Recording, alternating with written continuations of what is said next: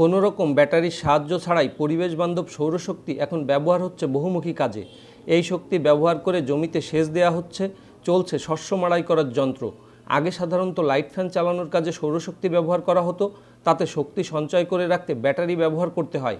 এ পদ্ধতিতে একটু ভারী যন্ত্রে সৌরশক্তির ব্যবহার তেমন ছিল না, কারণ এই শক্তি সঞ্চয় করে এ ধরনের যন্ত্রে ব্যবহার করতে প্রয়োজন অনেক ব্যাটারির, যা অত্যন্ত ব্যয়বহুল। যশোরের সীতারামপুর গ্রামে সরাসরি সৌরশক্তি কাজে লাগিয়ে প্রায় 50 বিঘা জমিতে সেচ দেওয়া হচ্ছে। সেখানে তারা পানি উত্তোলনে ব্যবহার করছেন 5 হর্স পাওয়ার পাম্প। এ পাম্পে তারা সকাল থেকে সন্ধ্যা পর্যন্ত জমিতে সেচ দিচ্ছেন। শুধু সৌরশক্তি ব্যবহার করে সেচ দেওয়ার কারণে ডিজেল বা বিদ্যুতের উপর নির্ভরতা কমে যাওয়ার পাশাপাশি তাদের খরচও ডিজেল বা বিদ্যুতের চেয়ে অনেক কম হচ্ছে। আমি সোলার প্রকল্প চাষ করি, তো দিনের আলো যা পাই এতে আমাদের চাহিদা মিটে যায়। তো আমাদের ব্যাটারি লাগে না, তো ব্যাটারিতে অনেক খরচ, তো আমাদের রাত্রেবেলায় কোনো সেচ দেওয়া লাগে না, দিনের বেলায় সেচে এটা আমাদের চাহিদা মিটে যায়।